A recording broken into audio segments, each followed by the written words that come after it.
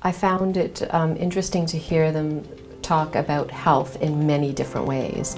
So health from organics to the types of meats, the locations of the purchase, as well as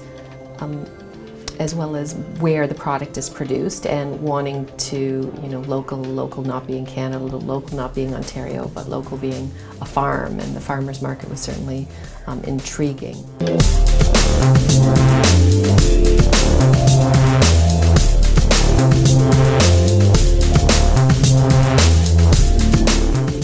We've been in our new house for 2 months, so it's been a little bit of a figuring out what our favorite new grocery store is, and it's Fortino's.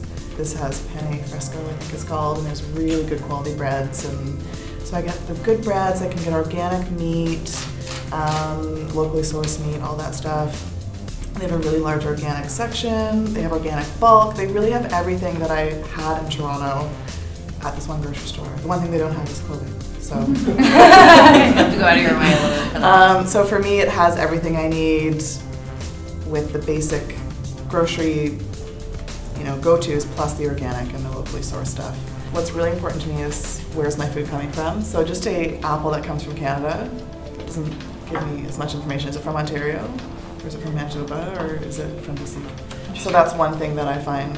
When I go to a farmer's market, I know exactly where it came from. So that's one thing that I'd really like to see more of. Kale and quinoa are really big. They had like a little section that was, okay, use your kale in this way and pick up all the ingredients. They had, what are those little things in the aisles? Like a kiosk in the middle of the grocery store that had everything to make this one meal, and recipe cards there. I'm probably slightly more price sensitive, but not to the point where I would go to like a Price Chopper, whatever the cheaper stores are, because I find the produce and stuff there is just not up to the standard that I would want.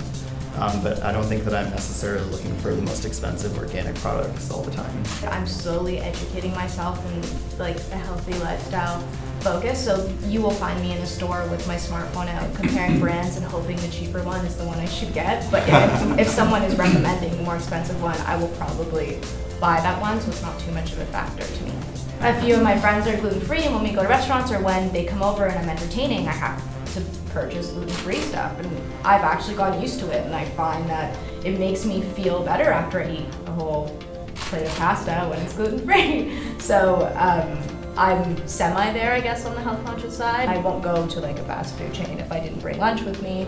I will go to there's a naturopathic clinic that has food, or I'll go to the mall, and I'll be aware of what I'm ordering, more so because I don't want to, at the end of my day, feel just overloaded on the amount of stuff that I ate. So I'm not super health conscious on the things that I choose, but I'm pretty aware of the ingredients, the labels. I do read them. If a label just from the beginning looks overcomplicated or there's way too much on it, I won't even touch it. I'll look at the amount of anything that ends with "ide", I'm kind of like, if there's a lot of those, I probably won't buy it. I definitely check the nutritional value section of the label most frequently. I don't always look at the ingredients, which is probably not necessarily the best way to do it. But yeah, like Michelle said, I look for sodium, fat, those types of things that are on the label, and because it's standardized across all foods, I think it is very easy that way. But there's probably tons of weird foods that you've never heard of before that are in the ingredients, but I don't always look there. There's a lot of words that I don't know how to pronounce. And I don't know what they mean. They could be totally harmless. But because you don't really know how to pronounce it, they make me wary. If there was an easy system that allowed you guys to be able to decode labels and actually understand very quickly what the true ingredients were in something and how that related in portions, do you guys think you'd be interested in using in the grocery store? I find that with a lot of my friends, everyone has so many dietary restrictions, whether they're dairy-free or gluten-free, etc., or vegetarian, so I have to prepare 3 different meals. So it's nice when I've done a gluten-free pasta without telling anyone it's gluten-free other than the one individual that was gluten-free, and nobody noticed.